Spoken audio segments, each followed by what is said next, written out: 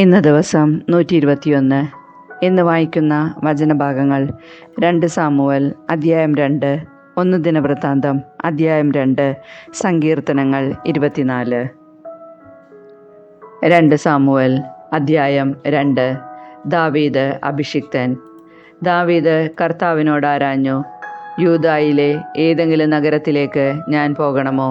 പോകൂ, കർത്താവ് മറുപടി നൽകി. ദാവീദ് വീണ്ടും ചോദിച്ചു, ഏത് നഗരത്തിലേക്കാണ് പോകേണ്ടത്? ഹെബ്രോണിലേക്ക്. അവിടുന്ന് അരുളി ചെയ്തു. ദാവീദ് അങ്ങോട്ട് പോയി. ജസ്രയേൽക്കാരി അഹിനോവാം, കാർമൽക്കാരൻ നാബാലിൻ്റെ വിധവ അബിഗായിൽ എന്നീ 2 ഭാര്യമാരും അവനോടൊപ്പം ഉണ്ടായിരുന്നു.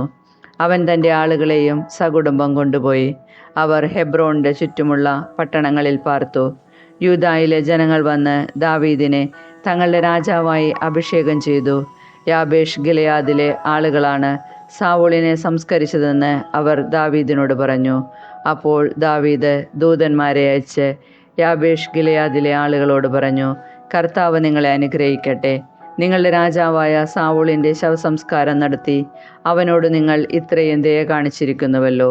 കർത്താവ് നിങ്ങളോട് ദയയും വിശ്വസ്തതയും കാണിക്കുമാറാകട്ടെ. നിങ്ങളിത് ചെയ്തതുകൊണ്ട് ഞാനും നിങ്ങളോട് ദയ കാണിക്കും. നിങ്ങളുടെ കരങ്ങൾ ശക്തമായിരിക്കട്ടെ, ധീരന്മാരായിരിക്കുവിൻ. നിങ്ങളുടെ യജമാനായ സാവൂൾ മരിച്ചു.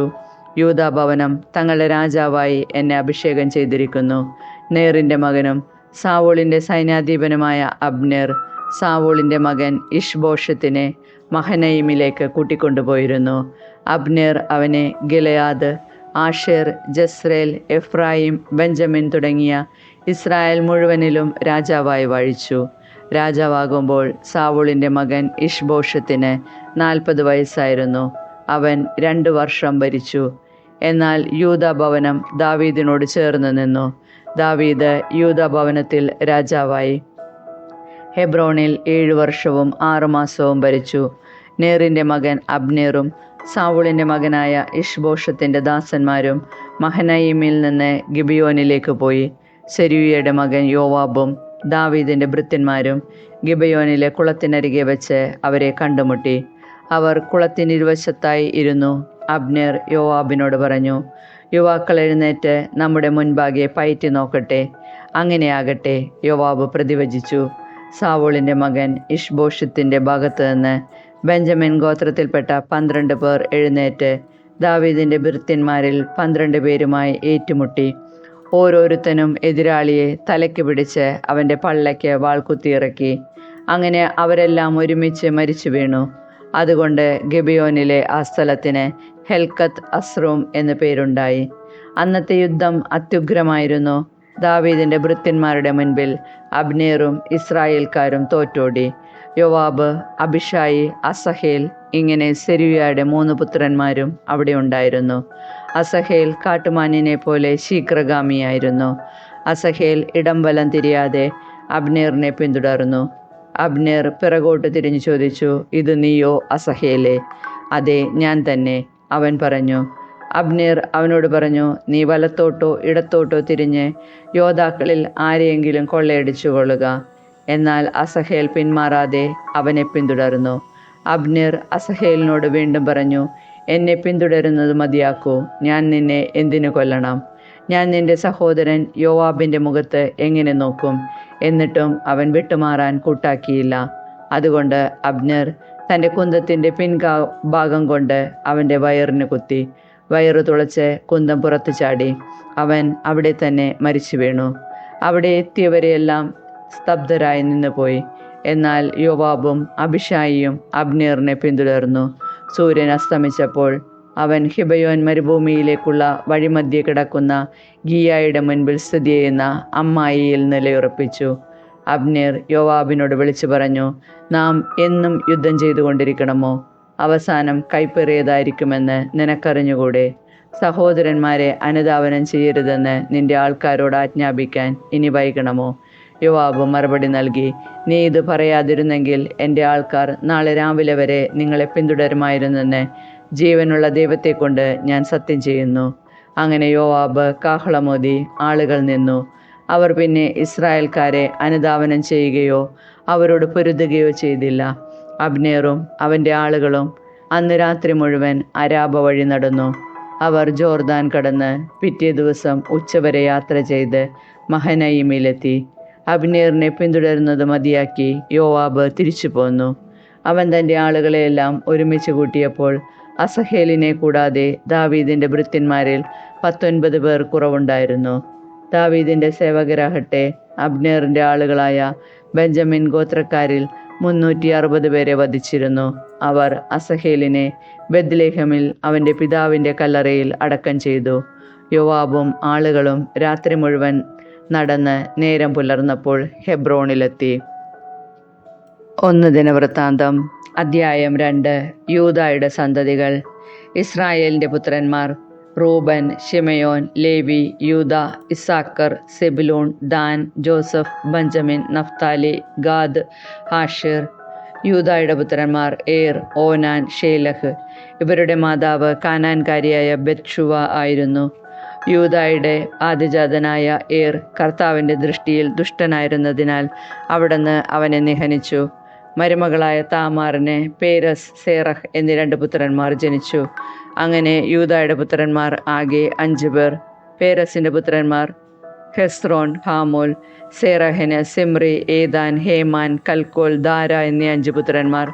അർപ്പിത വസ്തു അപഹരിച്ചെടുത്ത് ഇസ്രായേലിൽ തിന്മ വരുത്തിയ ആഗാർ കർമ്മിയുടെ പുത്രനാണ്.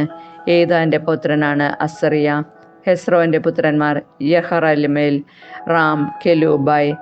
റാം അമിനാദാബിൻ്റെയും അമിനാദാബ് യൂദാഗോത്രത്തിൻ്റെ നേതാവായ നഹുഷോൻ്റെയും പിതാവാണ്. നഹുഷോൻ സൽമയുടെയും സൽമ ബോവാസിൻ്റെയും ബോവാസ് ഓബദിൻ്റെയും ഓബദ് ജസ്സയുടെയും പിതാവാണ്. ജസ്സയുടെ പുത്രന്മാർ പ്രായക്രമത്തിൽ എലിയാബ്, അമിനാദാബ്, ഷിമ്മ, നഥനേൽ, റദ്ദായ്, ഓസേം, ദാവീദ്. സെറുയായും അബിഗായിലും ഇവരുടെ സഹോദരിമാരായിരുന്നു. സെറുയായുടെ 3 പുത്രന്മാർ അബിഷായി, യോവാബ്, അസഹേൽ. അബിഗായേലിന് അമാസ എന്നൊരു പുത്രനുണ്ടായി. ഇസ്മായേലിനായ യാദറായിരുന്നു അവൻ്റെ പിതാവ്. ഹെസ്രോൻ്റെ മകനായ കാലെബിന് ഭാര്യയായി അസൂബായിൽ യെറിയോത്ത് ജനിച്ചു. അവളുടെ പുത്രന്മാർ യേഷർ, ഷോബാബ്, അർദോൻ. അസൂബായുടെ മരണത്തിന് ശേഷം കാലബ് എഫ്രാത്തിനെ വിവാഹം ചെയ്തു. അവളിൽ ഹൂർ ജനിച്ചു. ഹൂർ ഊറിയുടെയും ഊറി ബസാലേലിൻ്റെയും പിതാവായി. ഹെസ്രോൺ 60-ാം വയസ്സിൽ ഗിലെയാദിൻ്റെ പിതാവായി മാക്കീറിൻ്റെ മകളെ വിവാഹം ചെയ്തു. അവളിൽ നിന്ന് സെഗൂബ് ജനിച്ചു. സെഗൂബ് യായിർ എന്നൊരു പുത്രൻ ജനിച്ചു. യായിറിന് ഗിലെയാദിൽ 23 നഗരങ്ങളുണ്ടായിരുന്നു. ഹാവോത്തും കെനാത്തും അതിൻ്റെ ഗ്രാമങ്ങളും ഉൾപ്പെടെ 60 പട്ടണങ്ങൾ ഗഷൂറും ആരാമും പിടിച്ചെടുത്തു. ഇവരെല്ലാവരും ഗിലെയാദിൻ്റെ പിതാവായ മാക്കീറിൻ്റെ വംശത്തിൽപ്പെടുന്നു. ഹെസ്രോൻ്റെ മരണത്തിന് ശേഷം കാലബ് പിതാവിൻ്റെ വിധവയായ എഫ്രാത്തിയെ പ്രാപിച്ചു. അവളിൽ അവന് ആഷ്ഹൂർ ജനിച്ചു. ആഷ്ഹൂർ തെക്കോവായുടെ പിതാവാണ്. ഹെസ്രോൻ്റെ ആദ്യജാതനായ യഹ്റമേലിൻ്റെ പുത്രന്മാർ ആദ്യജാതനായ റാമും ബൂന, ഓരൻ, ഓസെം, അഹിയ എന്നിവരും. യഹ്റമേലിന് അധാറ എന്ന വേറൊരു ഭാര്യയുണ്ടായിരുന്നു. ഓനാം ജനിച്ചത് അവളിൽ നിന്നാണ്. യഹ്റമേലിൻ്റെ ആദ്യജാതനായ റാമിൻ്റെ പുത്രന്മാർ മാസ്, യാമിൻ, എക്കർ. ഓനാമിൻ്റെ പുത്രന്മാർ ഷമ്മായി, യാദ. ഷമ്മായുടെ പുത്രന്മാർ നാദാബ്, അബീഷൂർ. അബീഷൂറിൻ്റെ ഭാര്യ അബിഹായിൽ. അവളിൽ അഹ്ബാൻ, മോലിദ് എന്നിവർ ജനിച്ചു. നാദാമിൻ്റെ പുത്രന്മാർ സേലദ്, അഫായിം. സേലദിന് മക്കളില്ലാതെ മരിച്ചു. അഫായിമിൻ്റെ പുത്രനാണ് യിഷി. യിഷിയുടെ പുത്രൻ ശേഷാൻ. ശേഷാൻ്റെ പുത്രൻ അഹ്ലായ്. ഷമ്മായുടെ സഹോദരൻ യദായുടെ പുത്രൻ യദർ. ജോനാഥൻ. യദർ മക്കളില്ലാതെ മരിച്ചു. ജോനാഥൻ്റെ പുത്രന്മാർ പേലത്ത്, നാസ. ഇവർ യഹ്റേലിൻ്റെ വംശത്തിൽപ്പെടുന്നു. ശേഷാന് പുത്രിമാരെ ഉണ്ടായിരുന്നുള്ളൂ. അവന് ഈജിപ്തുകാരനായ യർഹ എന്ന ഒരു ദാസനുണ്ടായിരുന്നു. ശേഷാൻ തൻ്റെ മകളെ അവന് വിവാഹം ചെയ്തു കൊടുത്തു. അവൾക്ക് അത്തായി എന്നൊരു പുത്രൻ ജനിച്ചു. അത്തായി നാദാൻ്റെയും നാദാൻ സബാദിൻ്റെയും പിതാവാകുന്നു. സബാദിന് എഫ്ലാലും എഫ്ലാലിന് ഓബദും ജനിച്ചു. ഓബദ് യേഹുവിൻ്റെയും യേഹു അസറിയായുടെയും പിതാവാണ്. അസറിയായ്ക്ക് ഹേലസും ഹേലസിന് എലയാസയും ജനിച്ചു. എലയാസ സിസ്മായുടെയും സിസ്മായി ഷല്ലുവിൻ്റെയും പിതാവാണ്. ഷല്ലു മിൻ യക്കിമിയായും യക്കിയായിക്ക് എലീഷാമായും ജനിച്ചു. യഹ്റമേലിൻ്റെ സഹോദരനായ കാലബിൻ്റെ ആദ്യജാതനും സീഫിൻ്റെ പിതാവുമാണ് മരേഷ. മരേഷയുടെ പുത്രൻ ഹെബ്രോൻ. ഹെബ്രോൻ്റെ പുത്രന്മാർ കോറഹ്, തപ്പുവ, റെക്കം, ഷേമ റഹാമിൻ്റെയും അവൻ യോർക്കെയാമിൻ്റെയും പിതാവാണ്. റക്കേം ഷമ്മായുടെ പിതാവ്. ഷമ്മായുടെ പുത്രൻ മാവോൻ. മാവോൻ്റെ പുത്രൻ ബത്സൂർ, ഹാരാൻ, മോസ, ഗാസേസ് എന്നിവർ കാലബിന് ഉപനാരിയായ ഏഫായിൽ ജനിച്ചു. ഗസേസിൻ്റെ പിതാവാണ് ഹാരാൻ. യഹ്ദായിയുടെ പുത്രന്മാർ രേക്കം, യോദാം, ഗേഷാൻ, പേലത്ത്, ഏഫ, ഷാഫ്, മാഖ എന്ന ഉപനാരിയിൽ കാലബിന് ഷേബർ, തിർഹാന എന്നിവർ ജനിച്ചു. മദ്മനായുടെ പിതാവായ ഷാഫ് മക്ബേനായുടെയും ഗിബയായുടെയും പിതാവായ ഷേവ എന്നിവരും മാഖായിൽ ജനിച്ചു. കാലേബിൻ്റെ പുത്രിയാണ് അക്സ. ഇവർ കാലേബിൻ്റെ വംശപരമ്പരയിൽപ്പെടുന്നു. എഫ്രാത്തിൻ്റെ ആദ്യജാതനായ ഹൂറിൻ്റെ പുത്രന്മാർ കിരിയാത്തിയാറാമിൻ്റെ പിതാവ് ഷേബാൽ, ബത്ലഹേമിൻ്റെ പിതാവ് സൽമ, ബേത്ഗാദറിൻ്റെ പിതാവ് ഹാരഫ്, അർദോമെനു, ഹോത്യർ, ഹരോവ എന്നിവർ കിരിയാത്തിയാറിമിൻ്റെ പിതാവായ ഷോബാലിൻ്റെ വംശത്തിൽപ്പെടുന്നു. കിരിയാത്തിയാറിമിൻ്റെ കുലങ്ങൾ ഇത്ര്യർ, പുത്യർ, ഷുമാത്യർ, മിഷ്രായർ. ഇവരിൽ നിന്ന് സൊറാത്യരും എഷ്താവോല്യരും ഉത്ഭവിച്ചു. ബത്ലേഹം, നെത്തോഫാത്യർ, അത്രോത് ബത്ത് യോവാബ്, അർദ്ധമനഹത്യാർ, സോറൈഹർ എന്നിവർ സൽമ വംശജരാണ്. യാബസിൽ വസിച്ചിരുന്ന നിയമകുഞ്ചലങ്ങൾ തിരാത്യർ, ഷിമയാത്യർ, സുക്കാത്യർ. റേഖാബ് കുടുംബത്തിൻ്റെ പിതാവായ ഹമാത്തിൽ നിന്ന് ഉത്ഭവിച്ച കേന്യരാണ് ഇവർ. സങ്കീർത്തനങ്ങൾ 24. മഹത്വത്തിൻ്റെ രാജാവ് എഴുന്നള്ളുന്നു.